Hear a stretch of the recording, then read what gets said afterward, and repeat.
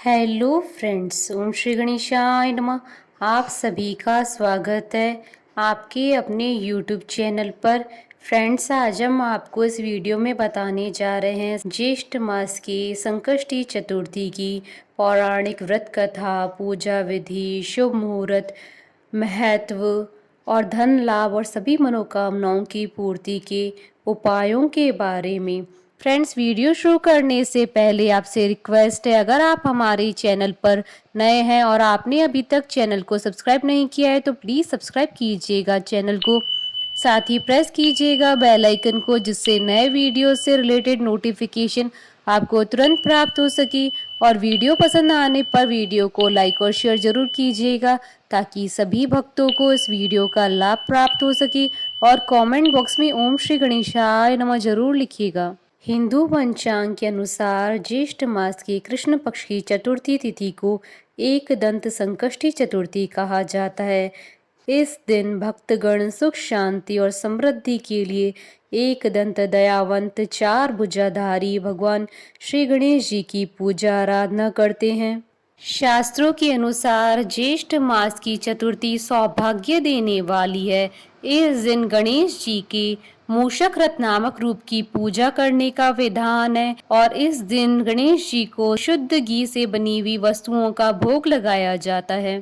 धार्मिक मान्यताओं के अनुसार संकष्टी के दिन गणपति जी की पूजा आराधना करने से समस्त प्रकार की बाधाएं दूर हो जाती है। शास्त्र में भगवान गणेश जी को विघ्नहर्ता के नाम से जाना जाता है। वे अपने भक्तों की सारी विपदाओं को दूर करते हैं, उनकी सभी मनोकामनाएं पूर्ण करते हैं। भविष्य पुराण में कहा गया है कि जब मन संकटों से घिरा महसूस करे तो गणेश चतुर्थी का व्रत करें। इससे कष्ट दूर होते हैं और धर्म, अर्थ, मोक्ष, विद्या, धन और आरोग्य की प्राप्ति होती है। संकष्टी चतुर्थी हिंदू धर्म का एक प्रसिद्ध त्योहार है। हिंदू मान्यताओं के अनुसार किसी भी शुभ कार्य को करने से पहले भगवान गणेश जी की पूजा की जाती है।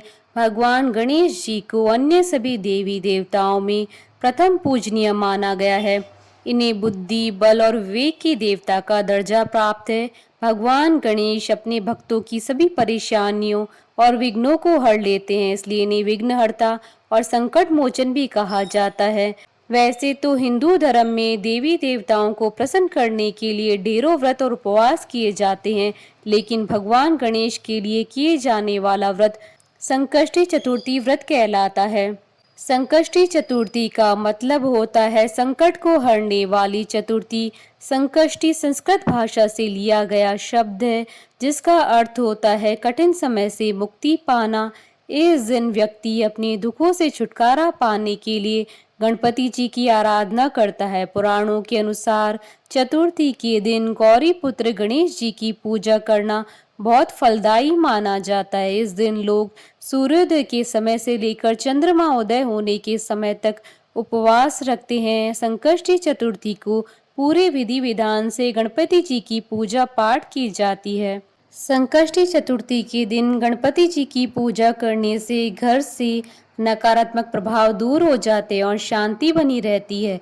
ऐसा कहा जाता है कि गणेश जी घर में आ रही सारी विपदाओं को दूर करते हैं और व्यक्ति की मनोकामनाओं को पूरा करते हैं। चंद्र दर्शन भी चतुर्थी के लिए बेहद शुभ माना जाता है।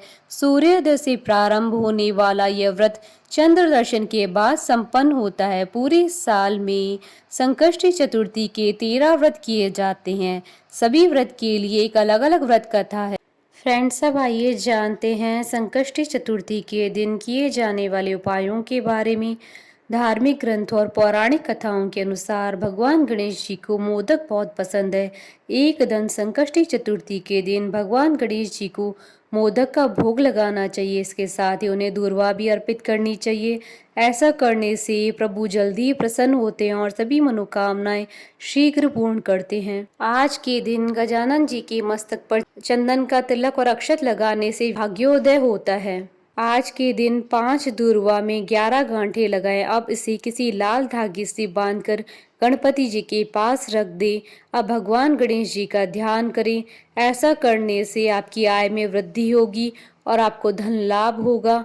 अगर आपकी कोई विशेष मनोकामना है तो संकष्टी चतुर्थी के दिन भगवान गणेश जी को थोड़े कच्चे चावल चढ़ाएं, साथ ही एक लाल रंग का फूल भी चढ़ाएं।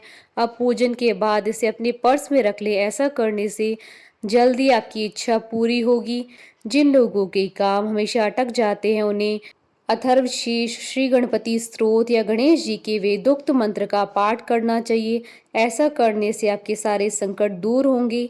आज के दिन घर में गणेश जी के अष्ट धातु की मूर्ति की स्थापना लाभदायक साबित होती है। इससे धन की वृद्धि के समेत तरक्की के सभी रास्ते खुलेंगे। संकष्टी चतुर्थी के दिन साबुत हरी मूंग दाल का दान करने से बुध ग्रह मजबूत होता है और इससे विद्या और बुद्धि बढ़ेगी।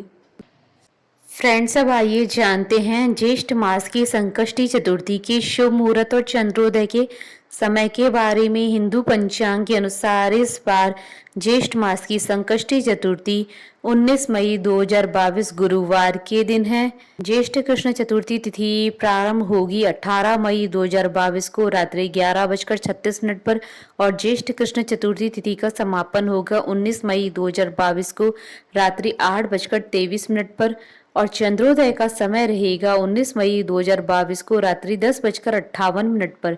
फ्रेंड्स, अब आइए जानते हैं ज्येष्ठ मास की संकष्टी चतुर्थी पर भगवान गणेश जी की आराधना करने की पूजा विधि के बारे में।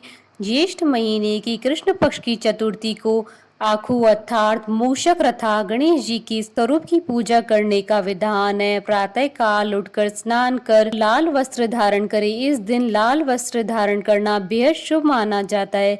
गणेश जी के सामने दोनों हाथ जोड़कर मनी मन इस व्रत का संकल्प कर इस प्रकार कहें, हे एक दंत मूषक रथा गणेश जी, मैं चतुर्थी का व्रत करने का संकल्प करता हूँ या करती हूँ।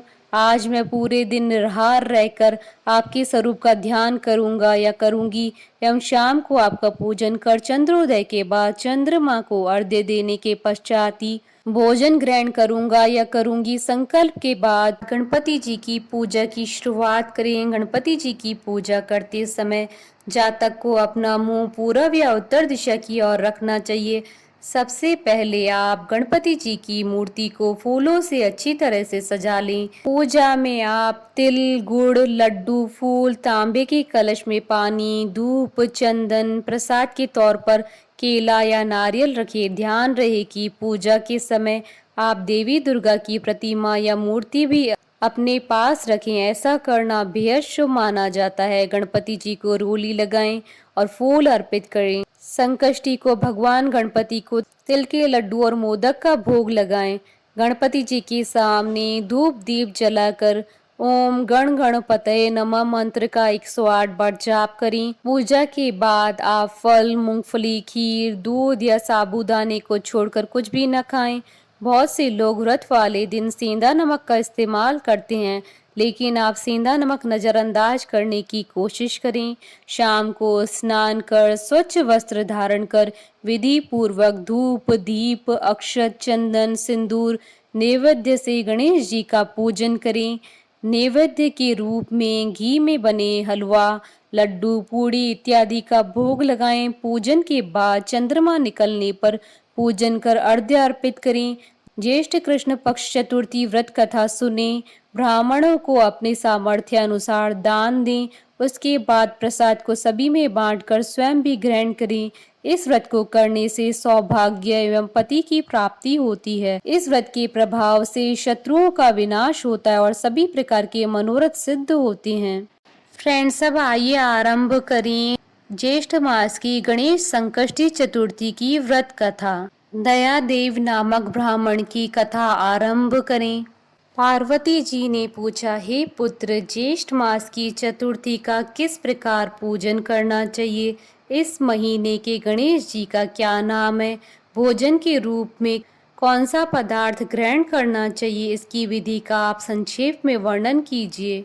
गणेश जी ने कहा, हे माता, ज्येष्ठ कृष्ण चतुर्थी सौभाग्य एवं पति प्रदायिनी है। इस दिन आखू अर्थात मूषक रथा नामक गणेश जी की पूजा भक्ति पूर्वक करनी चाहिए। इस दिन घी निर्मित भोज्य पदार्थ अर्थात हलवा, लड्डू, पूड़ी आदि बनाकर गणेश जी को अर्पित करें। ब्राह्मण भोजन के पश्चात ही स्वयं भोजन करें। हे पार्वती माता, इससे संबंधित मैं पूर्वकालीन इतिहास का वर्णन कर रहा हूँ। गणेश पूजन और व्रत की विधि जो पुराणों में वर्णित है उसे सुनिए। सतयुग में 100 यज्ञ करने वाले एक पृथु नामक राजा हुए। उनके राज्य अंतर्गत दयादेव नामक एक ब्राह्मण रहते थे। वेदों में निशानांत उनके 4 पुत्र थे। पिता ने अपने पुत्रों का विवाह गृह सूत्र के वैदिक विधान से कर दिया। उन 4 बहुओं में बड़ी बहू अपनी सास से कहने लगी, हे सासू जी, मैं बचपन से ही संकट नाशक गणेश चतुर्थी का व्रत करती आई हूँ। मैंने पितृगृह में भी इस शुभदायक व्रत को किया है। अतः हे कल्याणी, आप मुझे यहाँ व्रतानुष्ठान करने की अनुमति प्रदान करें। पुत्र वधू की बात सुनकर उसके ससुर ने कहा, हे बहू, तुम सभी बहुओं में श्रेष्ठ और बड़ी हो। तुम्हें किसी प्रकार का कष्ट नहीं है और न ही तुम भिक्षुणी हो। ऐसी स्थिति में तुम किस लिए व्रत करना चाहती हो? हे सौभाग्यवती, अभी तुम्हारा समय उपभोग करने का है। ये गणेश जी कौन है, फिर तुम्हें करना ही क्या है? कुछ समय पश्चात बड़ी बहू गर्भिणी हो गई। 10 मास बाद उसने सुंदर बालक का प्रसव किया। उसकी सास बराबर बहू को व्रत करने का निषेध करने लगी और व्रत छोड़ने के लिए बहू को बाध्य करने लगी। व्रत भंग होने के फलस्वरूप गणेश जी कुछ दिनों में कुपित हो गए और उसके पुत्र के विवाह काल में वर वधू की सुमंगली के समय उसके पुत्र का अपहरण कर लिया। इस अनहोनी घटना से मंडप में खलबली मच गई। सब लोग व्याकुल होकर कहने लगे, लड़का कहाँ गया, किसने अपहरण कर लिया? बारातियों द्वारा ऐसा समाचार पाकर उसकी माता अपने ससुर दयादेव से रो रो कर कहने लगी, हे ससुर जी, आपने मेरे गणेश चतुर्थी व्रत को छुड़वा दिया है, जिसके परिणाम स्वरूप ही मेरा पुत्र गायब हो गया है। अपनी पुत्र वधू के मुख से ऐसी बात सुनकर ब्राह्मण दयादेव बहुत दुखी हुए। साथ ही पुत्र वधू भी दुखित हुई। पति के लिए दुखित पुत्र वधू प्रति मास संकट नाशक गणेश चतुर्थी का व्रत करने लगी। एक समय की बात है कि एक वेदज्ञ और दुर्बल ब्राह्मण भिक्षाटन के लिए इस मधुर भाषणी के घर आया।